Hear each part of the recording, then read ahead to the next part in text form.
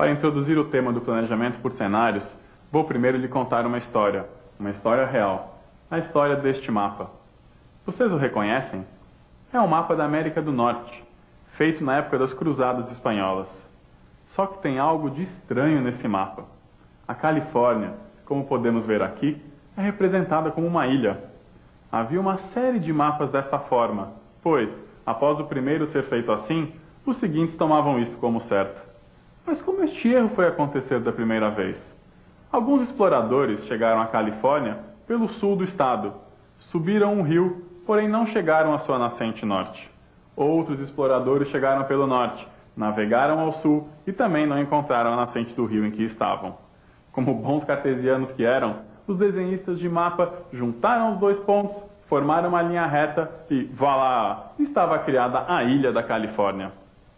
Quando os primeiros missionários quiseram levar a palavra de Deus para dentro do continente americano, eles tiveram um certo trabalho extra.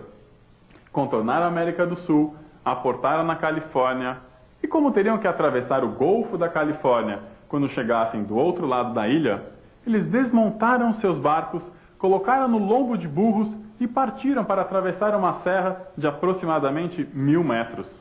Depois da serra, encontraram a maior praia que já tinham visto. Na verdade, apenas um deserto. Escalaram a serra de volta, remontavam os seus barcos e voltaram para a Espanha e Portugal, dizendo que não havia nenhum Golfo da Califórnia.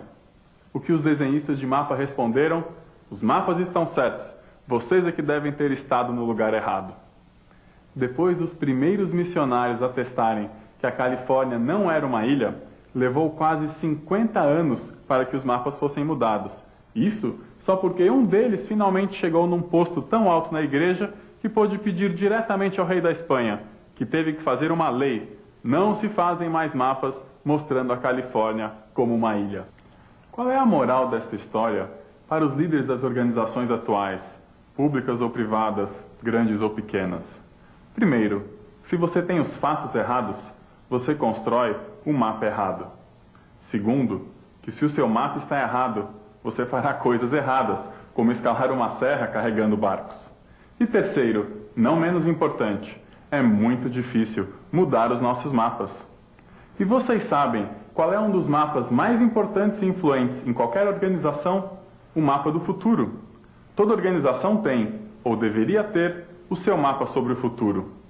Hoje enfrentamos as decisões de entrar ou não num novo mercado, expandir, manter ou retrair as nossas operações, aumentar, manter ou diminuir a equipe de trabalho. Nós tomamos essas decisões hoje, porém, quando saberemos se foram as decisões certas ou erradas? Somente no futuro. E por quê? Porque muitas das consequências dessas decisões de hoje só vão acontecer lá, no futuro. O nosso mapa sobre o futuro, muitas vezes, é recheado de algumas dúvidas e várias certezas. Eu sei que o PIB brasileiro aumentará. Eu sei que este concorrente não entrará neste mercado. Eu sei quem vai ganhar as próximas eleições. Infelizmente, porém, muitas das nossas certezas sobre o futuro são ilusórias. A história nos mostra vários exemplos de empresas que confiaram demais nas suas certezas. Como a gravadora inglesa, que rejeitou a fita demo de uma banda nova por saber que o público não iria gostar do som daquela guitarra. Jogou no lixo a chance de lançar os Beatles. Ou a IBM, que no início da década de 80 não se importou com o mercado de PCs, pois estimava uma demanda total de apenas 295 mil unidades para a década, quando a demanda real foi de 25 milhões. Isso nos coloca em um dilema. Por um lado, precisamos pensar sobre o futuro, pois o sucesso das decisões mais importantes de qualquer organização depende dele. Por outro lado, o futuro é imprevisível, incerto. O que fazer? Ficar parado, esperando as coisas se resolverem, para daí então tomar nossas decisões? Não é possível. O planejamento por cenários é a solução para este dilema. Cenários são uma ferramenta para ordenar a nossa percepção sobre os ambientes futuros, alternativos, onde as consequências das nossas decisões estratégicas de hoje vão acontecer. Cenários nos ajudam a colher os fatos certos para construirmos bons mapas sobre o futuro. Mais do que isso, cenários abrem os nossos olhos para as incertezas, permitindo que os nossos mapas evoluam ao longo do tempo. Apresentarei a seguir as principais características do planejamento por cenários, citando vários exemplos práticos e a metodologia sobre como você pode desenvolver cenários para o seu futuro. Como vocês verão, planejar por cenários é importante para todas as organizações, de todos os tamanhos e de todos os setores da economia. Planejar por cenários é, em primeiro lugar, pensar de fora para dentro. O que isso significa? Dentro da sua organização, você tem grande influência sobre o que acontece. Agora, fora da sua organização, digamos, no seu setor, você tem uma influência menor. Crescimento do mercado, comportamento dos clientes, da concorrência, dos fornecedores, muitas coisas acontecem sem a menor intervenção da sua organização. Indo mais além, no macroambiente, existem questões políticas, econômicas, sociais, tecnológicas e ambientais que sua organização tem uma influência praticamente nula. Planejar por cenários é reconhecer os elementos externos da sua organização que muito influenciam seu futuro. Elementos sobre os quais sua organização tem pouca ou nenhuma influência. Cenários não são predições sobre o futuro, mas sim hipóteses. Hipóteses que nos levam à reflexão e à ação. Planejar por cenários significa se perguntar: e se isso acontecer, o que eu deveria fazer? No início dos anos 80, a equipe de cenários da Shell descobriu que era plausível pensar que o comunismo poderia um dia acabar. Suas pesquisas mostravam sinais de que a União Soviética não tinha mais a mesma força interna. Como a parte significativa das reservas energéticas mundiais se encontravam em solo soviético, caso o comunismo acabasse, a oferta de petróleo e gás natural aumentaria muito em todo o mundo e o preço do petróleo certamente cairia drasticamente. Eles então desenvolveram um cenário mostrando como o fim da União Soviética seria possível, estimando que o preço do petróleo se reduziria a mais de 50%. Os executivos da Shell ficaram enfurecidos. Eles estavam tomando decisões cruciais para a companhia, acreditando que o preço do petróleo subiria ainda mais. E, de repente, alguém chega falando que o preço poderá cair à metade. Acharam a história um absurdo. Mas, como aquilo era apenas um cenário, não uma previsão do futuro, foram forçados a pensar: se isso acontecesse, quais seriam as implicações para a Shell? O que a Shell deveria fazer? Com este exercício, eles aprenderam coisas muito importantes. Perceberam que se o preço do petróleo realmente caísse dessa forma, tão drasticamente, o petróleo se tornaria uma commodity. Assim, o trading, o comércio, seria muito importante e a Shell não tinha nenhuma experiência nisso. Perceberam também que os custos de operação das plataformas precisariam ser muito menores. Não importaria tanto ter a plataforma operando rapidamente para começar a faturar logo. Um custo baixo de operação era o essencial. Montar uma equipe especializada em trading e investir em pesquisas para reduzir o custo de operação das plataformas pareciam decisões inteligentes. E a Shell, mesmo sem acreditar que o comunismo poderia realmente acabar, resolveu dar os primeiros passos. À medida que o tempo foi passando e os sinais do fim do comunismo foram aumentando, como a ascensão de Gorbachev no governo, eles foram aumentando seus investimentos nessas ideias, evitando fazer os negócios com petróleo a um preço muito elevado. Quando, finalmente, o comunismo acabou, todo o mercado de petróleo foi pego de surpresa. O preço realmente despencou e praticamente todas as empresas perderam muito, mas muito dinheiro. Menos a Shell. Enquanto as outras empresas marcavam reuniões de emergência para decidir o que tinham que fazer, a Shell já estava vários passos à frente. Ela não só sabia o que seria necessário, ela já tinha feito muita coisa. Como resultado deste exercício de planejamento por cenários, em poucos anos, a Shell subiu vários postos no ranking competitivo deste mercado de petróleo. Cenários são hipóteses, não predições. O que importa são as reflexões e as ações que eles provocam. A história da Shell mostrou a importância de se considerar um cenário desafiante para a organização. Porém, o fim do comunismo não foi o único cenário considerado. No planejamento por cenários, devemos sempre considerar vários cenários alternativos e não um único cenário. Veja o exemplo desta empresa automobilística. No início dos anos 80, nos Estados Unidos, ela se perguntou: Qual será o carro de sucesso nos anos 90? São vários os anos entre a concepção e o lançamento de um novo carro. Assim, eles precisavam aprender sobre o futuro para decidir o que fazer. Na exploração das principais incertezas sobre o futuro, descobriram que as duas mais importantes eram o preço do combustível, eles não sabiam se seria caro ou barato, e os valores dos consumidores americanos, se os consumidores teriam valores neotradicionais, preocupando-se com o que o vizinho pensaria sobre o carro deles, ou se os consumidores teriam valores interiores, preocupando-se não com os vizinhos, mas se eles se sentiriam bem dentro do carro. Essas duas variáveis, combinadas, geraram 4 cenários, e cada cenário trazia desafios diferentes para a empresa. Em um deles, os consumidores teriam valores interiores e o preço do combustível seria caro. Os carros de sucesso seriam os carros menores. Em outro, de valores neotradicionais e combustível barato, os carros de sucesso seriam os carros possantes. Tendo explorado esses diferentes futuros, a empresa pôde decidir, com muito mais consciência, onde deveria investir. Aqui temos um outro exemplo, desta vez de uma pequena vinícola da Califórnia. Preocupada com o futuro do mercado de vinho no seu estado, suas principais incertezas eram a regulamentação do mercado de vinho, se o mercado seria aberto ou fechado à importação, e a imagem do vinho, se seria positiva ou negativa. Mais uma vez, essas duas principais variáveis criaram 4 cenários diferentes para o futuro do mercado de vinho na Califórnia. Para pensar sobre o futuro, sempre faça um planejamento por cenários, não um cenário único. Afinal, o futuro é imprevisível. Para serem úteis, os cenários devem desafiar os nossos mapas mentais.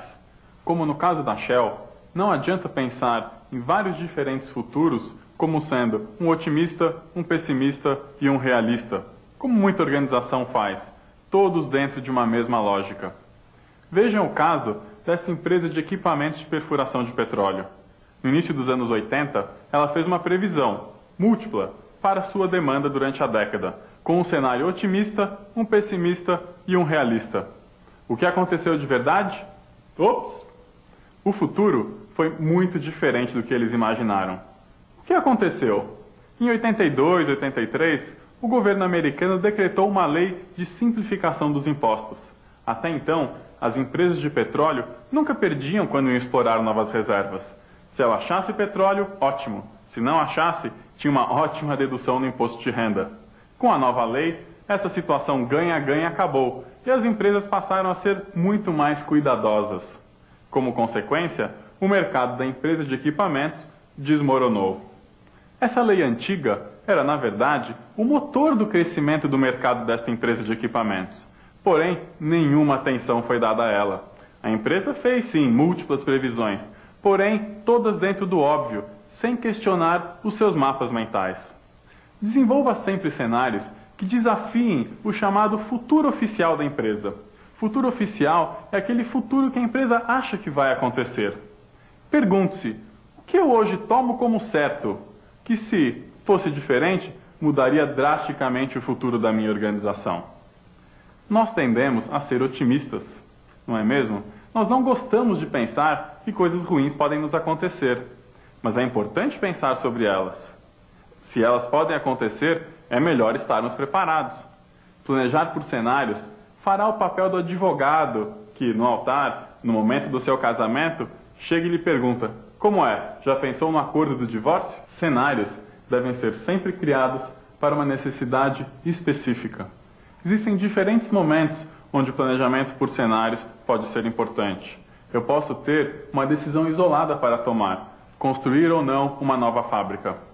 Cenários também podem ser úteis no meio do meu processo de planejamento estratégico, ajudando-me a responder uma série de questões. Agora, eu também posso desenvolver cenários simplesmente para aprender mais sobre um produto, uma região, alguma questão importante sobre o meu futuro. Cenários também, muitas vezes, são úteis para ajudar no processo de transformação de toda a organização, pois, com eles, você envolve toda a organização conversando juntas sobre o futuro. E também são vários os assuntos que você pode tratar nos cenários. Você pode fazer cenários para o futuro do seu negócio como um todo, Você pode fazer cenários sobre o futuro de um produto ou de uma categoria de produtos. Ou você pode fazer cenários para o futuro de uma área geográfica, de um mercado onde você atue. Como você pode desenvolver cenários para a sua organização? São 8 os passos da metodologia de construção dos cenários. Primeiro, defina qual é a sua questão central. Qual é a questão que você quer ver respondida através dos cenários? Depois, faça um brainstorming dos chamados fatores chaves, aqueles fatores que estão em volta da empresa, próximo dela, mas que a empresa não influencia e que podem sim influenciar a questão central. Indo mais além, faça um brainstorming sobre as chamadas forças do ambiente, aqueles fatores mais amplos, sociais, econômicos, políticos, que estão mais longe da organização, mas que também influenciam o seu futuro e a questão central. Com o brainstorming feito dos fatores chaves e forças ambientais, é importante fazer a priorização, descobrir quais são realmente as incertezas críticas, os fatores que, ao mesmo tempo, são importantes e incertos em relação à questão central. Feito essa priorização, passamos para a montagem da lógica dos cenários. Normalmente fazemos uma matriz, como aquele exemplo que vocês viram da indústria automobilística ou da empresa de vinho. Através dos 2 elementos principais e das suas incertezas, criamos 4 cenários diferentes. Definida a lógica, o próximo passo é a construção do cenário em si, ou seja, da narrativa. Contar uma história, não uma história sobre como o mundo estará no futuro, mas sim como esses diferentes mundos vão se desenvolver e se desenrolar de hoje até lá. Com essas histórias feitas, podemos passar para a discussão das implicações dessas histórias, desses cenários, para a sua organização. E quais são as opções estratégicas que você tem para lidar com cada um desses futuros. Discutido isso, o último passo é aproveitar os cenários para descobrir quais são os indicadores iniciais, quais são os pequenos elementos que vão lhe dizer se é o cenário 1, 2, 3 ou 4 que vai emergir, que vai se revelar. São vários os benefícios do planejamento por cenários. Em primeiro lugar, ele nos ajuda a mapear as incertezas críticas sobre o nosso futuro. Quando nós vamos tomar uma decisão, nós queremos ter à mão todo o conhecimento que nós podemos ter. Aquilo que nós não conhecemos, nós pesquisamos, vamos a campo, levantamos informações para que tenhamos à mão tudo o que nós podemos ter. Planejar por cenários nos ajuda a descobrir aquilo que nós não conhecemos, que nós não conhecemos. Nos ajuda a descobrir os fatores importantes para a nossa decisão, mas que nós nunca tínhamos pensado antes. O segundo benefício do planejamento por cenários é nos possibilitar a simulação das nossas estratégias atuais.